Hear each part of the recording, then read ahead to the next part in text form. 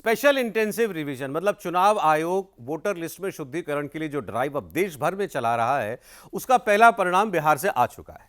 अब बिहार में अपोजिशन पार्टियां ये जरूर कह रही हैं, तभी जुबान सही क्योंकि उतना मुखर नहीं हो पा रही हैं, क्योंकि नतीजा ऐसा आया है कि अगर आप उस पर सवाल उठाएंगे तो आप सीधे जनता के विवेक पर सवाल उठाएंगे। लेकिन फिर भी उनका कहना है कि इसमें चुनाव आयोग की संलिप्तता है, इसमें तो एसआईआर है, इसमें इतने लाख लोगों के नाम जो है वो काट दिए गए हैं और अब बीजेपी देश भर में वोट चोरी करना चाहती है, जैसे बिहार में की कांग्रेस पार्टी ये नैरेटिव चलाना चाह रही है। लेकिन बिहार में क्या देखने को मिला आपको? बिहार में देखने को यह मिला कि लाखों लोगों के वोट कटे, लेकिन सड़कों पर कोई आदमी निकलकर ये नहीं आया कहने के लिए कि मेरा वोट कट गया और चुनाव आयोग ने मेरा नाम वोटर लिस्ट में नहीं जोड़ा। और जानकार लोग ये कह रहे हैं कि अगर इतने बड़े पैमाने पर धांधली वोट में हुई होती या लाखों लोगों के वोट, जेन्युइन वोटरों के वोट कटे होते, तो ये तो पॉलिटिकल पार्टियां ही ढूंढ ढूंढ के लेकर के आती हैं और बताती कि यह अन्याय हो रहा है या ये चोरी हो रही है। हमने ऐसा कुछ नहीं देखा, उन पार्टियों की तरफ से भी नहीं देखा जो कि एसआईआर को वाकई किसी चोरी की तरह जनता के सामने पेश करना चाह रही है। तो बिहार में जो हुआ उसके बाद अब तैयारी है देश भर में इस एसआईआर को कराने की। 50 करोड़ लोगों तक एन्यूमरेशन फॉर्म, मतलब वो फॉर्म जिसमें उनको अपनी जानकारी भरकर चुनाव आयोग को लौटानी है, वो फॉर्म पहुंच चुके हैं।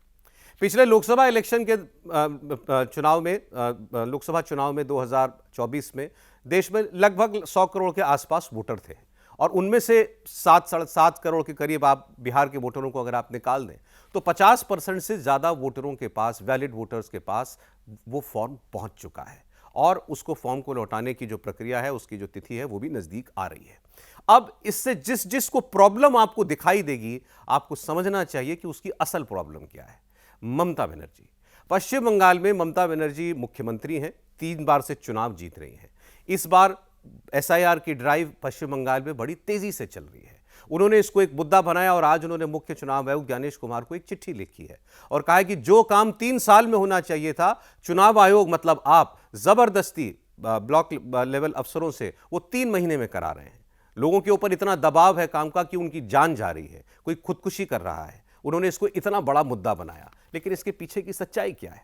एसआईआर की ड्राइव जब से पश्चिम बंगाल में शुरू हुई, बांग्लादेश से लगी सीमा पर अवैध घुसपैठिए बांग्लादेशी जो भारत में आए थे, वो बिना किसी के कहे एसआईआर में अपना नाम पकड़े जाने के डर से बॉर्डर पर पहुंचना शुरू हो गए और सीधे जाकर बीएसएफ को कह रहे हैं कि हम बांग्लादेशी हैं, अवैध रूप से आए थे, हमको हमारे घर वापस जाना है।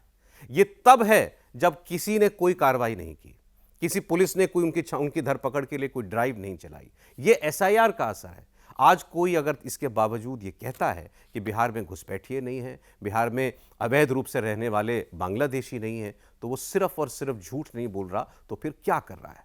और इस इलेक्शन में इस एसआईआर का सबसे बड़ा रोल हो सकता है। भारतीय जनता पार्टी भी इस बात को मानती है। ममता बनर्जी की पार्टी के स्ट्रॉन्ग होल्ड वाले इलाकों में बड़े पैमाने पर ऐसे लोग रहते हैं जिनके ओरिजिन संदिग्ध हैं, जिनके कागज संदिग्ध हैं, जिनके आधार और वोटर कार्ड भी संदिग्ध हैं, और इन सब की पड़ताल इस एसआईआर के अंदर हो जाएगी। तो इसका बहुत बड़ा असर बिहार से कई गुना ज्यादा पश्चिम बंगाल के अंदर दिखाई देगा और सत्ता परिवर्तन अगर होता है तो उसमें एक बहुत बड़ी भूमिका इस वोटर लिस्ट के शुद्धिकरण की हो सकती है। इसके बाद इलेक्शन आएगा उत्तर प्रदेश का।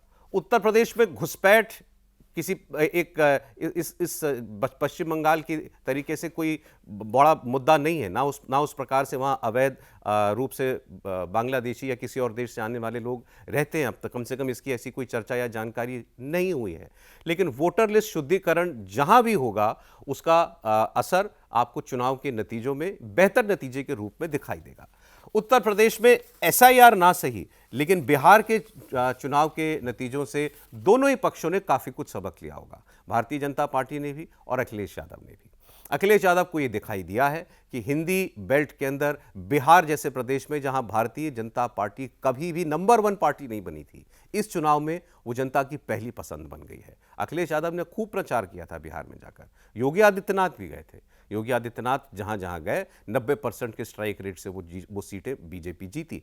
अब अखिलेश यादव सिर्फ उन्हीं को दोष नहीं दिया जा सकता, क्योंकि वो जिनके लिए प्रचार कर रहे थे उन्हीं का क्या हाल हुआ ये आप सबने देखा है। लेकिन उत्तर प्रदेश में इस बार भी चुनौती अखिलेश यादव के लिए ही ज्यादा है, क्योंकि 2024 लोकसभा चुनाव में उत्तर प्रदेश में बीजेपी को जो झटका लगा, पार्टी उसके बाद से न केवल सजग हो चुकी है, बल्कि उसने अपने सारे नट बोल्ट कस लिए हैं और ये आपको 24 के बाद हुए 6 लोकसभा इलेक्शंस में दिखाई दिया, जिनमें से 4 भारतीय जनता पार्टी या एनडीए जीता है। और उत्तर प्रदेश में आज भी जमीन की समझ रखने वाले लोग यही बताते हैं कि चैलेंजर अखिलेश यादव हैं, लेकिन उन्हीं के सामने चुनौती ज्यादा है। सरकार रिपीट करने की संभावना इस वक्त भी भारतीय जनता पार्टी की ही दिखाई दे रही है। हालांकि उत्तर प्रदेश का चुनाव अभी 1.25 साल दूर है, यह बहुत वक्त होता है। अखिलेश यादव चाहें तो इस परिस्थिति को पूरी तरीके से बदल भी सकते हैं, लेकिन यह अभी का ग्राउंड फीडबैक है जो समझ रखने वाले लोग उत्तर प्रदेश के बारे में